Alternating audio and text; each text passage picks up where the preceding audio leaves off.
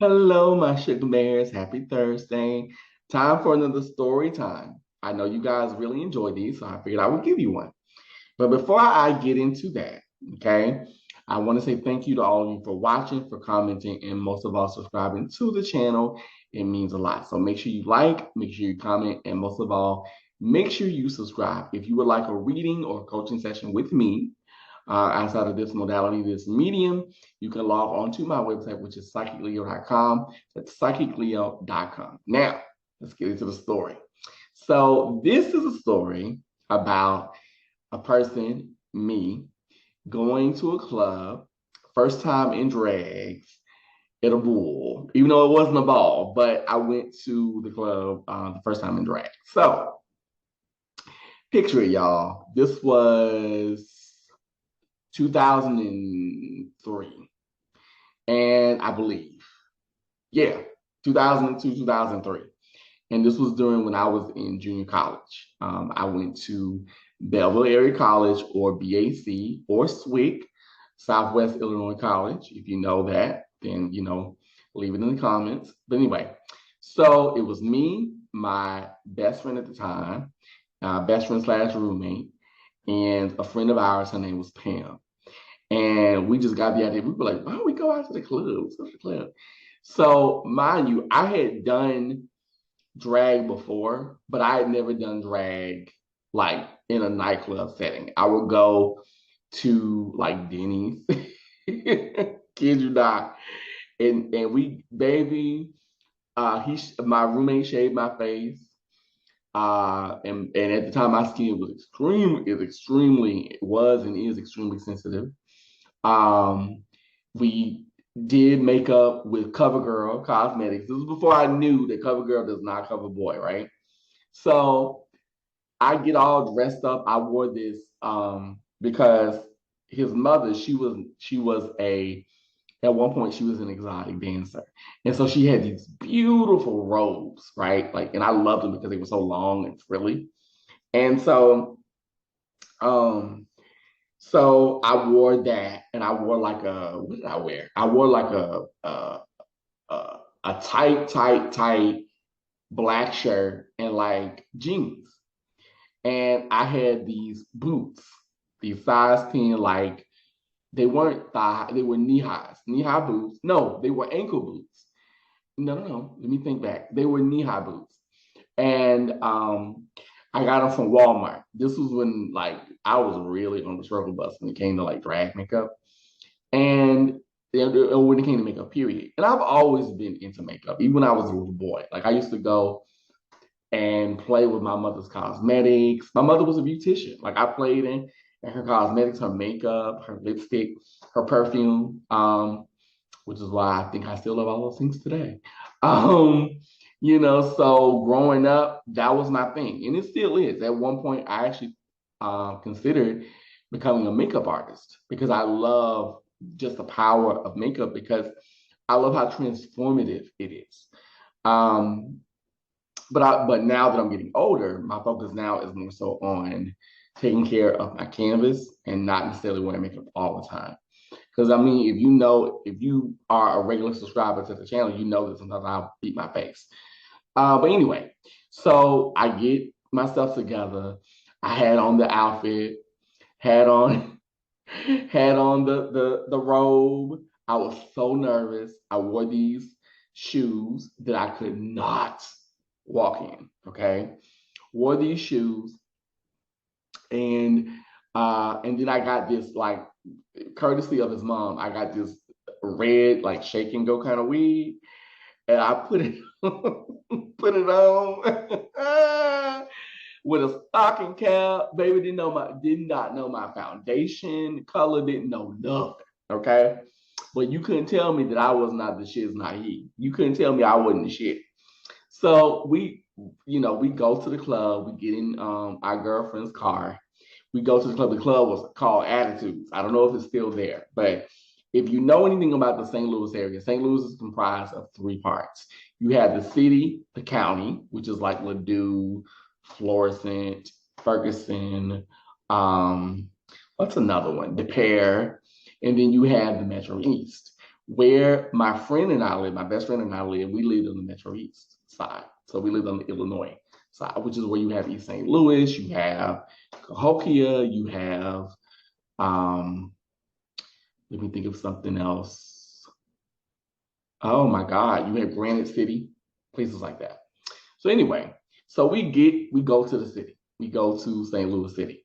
And so we go into the city, and and let me describe that. That's where you have Soulard, that's where you have the Grove, like Tower Grove area, places like that.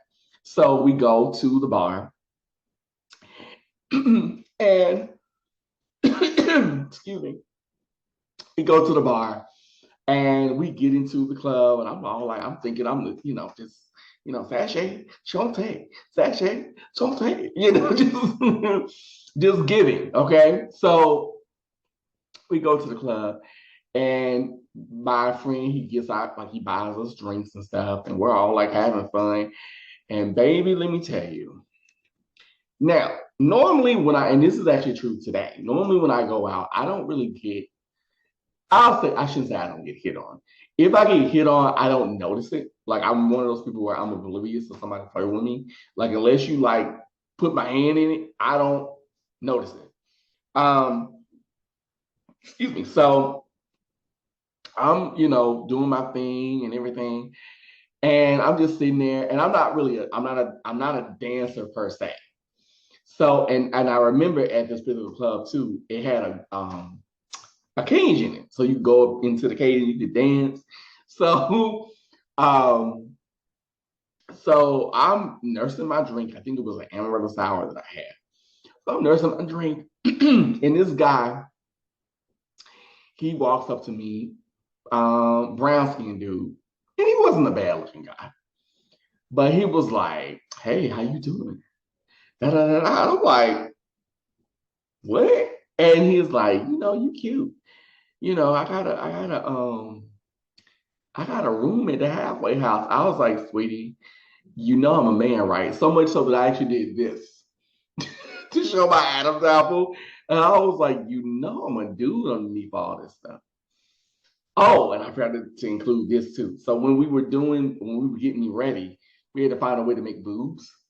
And that was when I learned like the joys of socks and the joys of adhesive tape.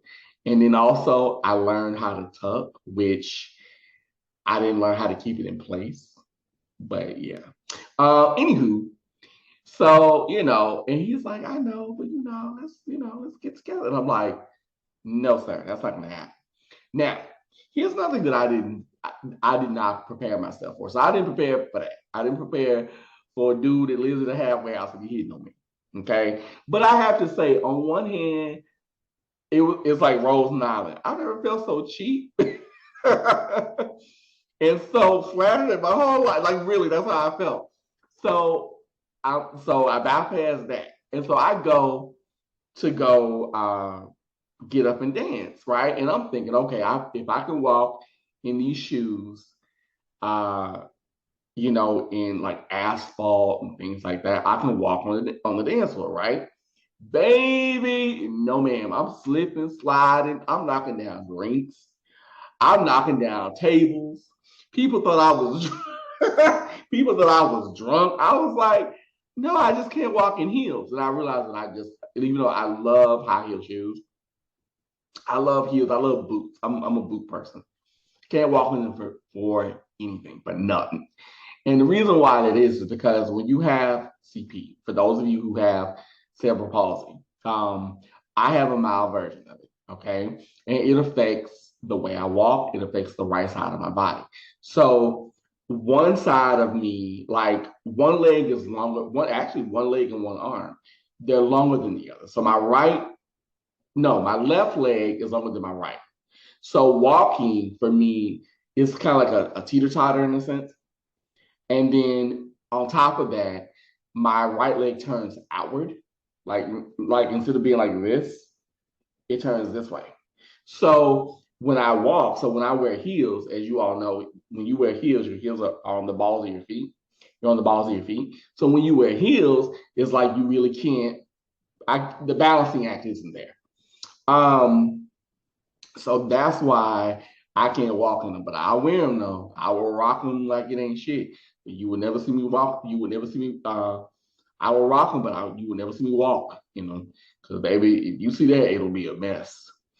Just saying. Um, so I didn't realize that when I was doing this because you have to remember I was in my 20s, and I'm like, oh my god, I can't walk around. And so I finally make it somehow. I made it somehow to um the bathroom. So I'm like, oh my God, and you know how it is when you're drinking. You sometimes have to use the restroom. So I go use the bathroom. And I go use the bathroom with this long, like I said, I had this long stripper robe on. I had this outfit. And I'm using the bathroom and I didn't lock the door. And when I tell you somebody kicked in the door and was like, well, he's not what did they say? I guess he's not a woman. Kid you not, that's what they said. I guess he's not a woman. And I'm like, oh my God. Like so just so embarrassed. And then so that happens, come out of the bathroom. So I go back to sitting down with my friends and stuff. And no, I finally found a way to somehow make it to the cage. Like I told you in the club, they have a cage that you could, or they had a cage that you can dance in, because I don't know if that club is there anymore. But anyway, so they had a cage you could dance in. So I'm like, screw it. I want to go and get my go-go on. So I go up to the thing and I dance. And I'm swinging, I'm doing choreography, swinging, swinging my shake and go, like just live it, just doing my thing. And I get down from the thing, I get down from the cage and I go sit down and I'm just chilling with my friends. And I'm just, chilling, laughing, doing my thing. And then this woman, I will never forget this drunk woman. And she was a beautiful woman. And she was like, because she noticed that my best friend was like, all right, called me by my government. He was like, all right, we're ready to go. You ready to go? And I'm like, yeah, let's go. And she goes, first of all, sir, she goes to him. She's like, first of all, sir, that is a woman. That is a woman. You respect her for who she is. That is a woman. She is a beautiful woman. And I'm like, okay, sis. I mean, we about to go to the IHOP, but all right. And we finally leave. And mind you, okay, and I forgot to say this too. When I went to use the restroom, that was when like everything that I was trying, like in terms of tucking, everything kind of went. And I was like, that's it for that. So I was like, well, and then also too, because I had socks for boobs. One sock was missing, like one sock fell out of my. It was awful. It was awful. Um, but yeah, that was my first time like in drag, and yeah, I look back on that and I'm like, what was I doing? Today, I think I've gotten better with my makeup, even though I actually want to learn more. But yeah, at the time you couldn't tell me I wasn't giving you everything you needed, honey. But yeah, it was very basic. It was very basic white girl, because I remember like my lips were like a ruby red. And then with the red wig, it washed me out. Like now that I'm thinking about it, I'm like, that ain't really, no. And this was before I knew about, like your autumns and your winters and things like that. So yeah, so that was a fun excursion. It was fun. And and then actually around that time, I would do drag a lot, to the point to where, and I have to say this, and this is the reason why I'm bringing this up too. What people don't understand about drag queens or female impersonators is that a lot of them are very, very in touch with their masculinity. And the one thing that I will say is that doing drag, like I never competed, I never lip synced, I never did any of that because I can't listen. Listen, even though I'm not gonna lie, part of me wanted to, but I'm like, no, I know me, child. I know, because at that time, honey, I was a little porker, so I couldn't. Mm-mm. But all that moving around, child, be passed out. But for me, it really brought out my masculinity. It really did. It made me realize I was like, wow, okay, I do have a masculine side. Because if you think about it, if you go through all that shaving, primping, prepping, tucking, all that's a lot. And it really does make you own your masculine, like your masculinity in a different way. So I think with what's going on, like with Tennessee and things like that, in other states that are out trying to outlaw drag, I think that's awful because you have to understand. For us, that's entertainment. For them, that's their job. That's how they make their money. So yeah, I'm now I'm thinking about it, I'm like, but that was the one thing, the one lesson that I got from was that I am a masculine man. I'm just not, or I am a man, I'm just not uber masculine. I'm not hyper masculine. I have a masculinity, it's just not hyper. And I'm okay with that. And it also made me embrace my femininity too. It made me really realize, like, you can be feminine, you can be pretty, you can be classy and still be a man. You don't necessarily have to wear makeup and a dress, you know what I mean, to be a woman. So for to be or to be feminine. Those are just things. So it really made me understand that. And I don't regret the experience. It was a lot of fun. And I learned a lot. I learned that I can't walk in heels, and I learned a lot about makeup. So that was my story time, y'all. I just wanted to bring that to you. I know you guys really enjoy my story times, and I enjoy telling them. I have plenty more. So if you've enjoyed this, give it a like, um, comment on it. Like for those of you who have done drag, what does drag mean to you? What do you think of the story? Let me know in the comments below. I want to hear what you think. Was it funny? Was it silly? Like, let me know. I really want your comments because I really love feedback. That really means a lot. So until next time, my sugar bears, be safe. And I say to you, love yourself, um, be learnable, be teachable, and most of all, darlings, be you. Have a wonderful rest of the week, and I'll see you soon. All right? Bye bye.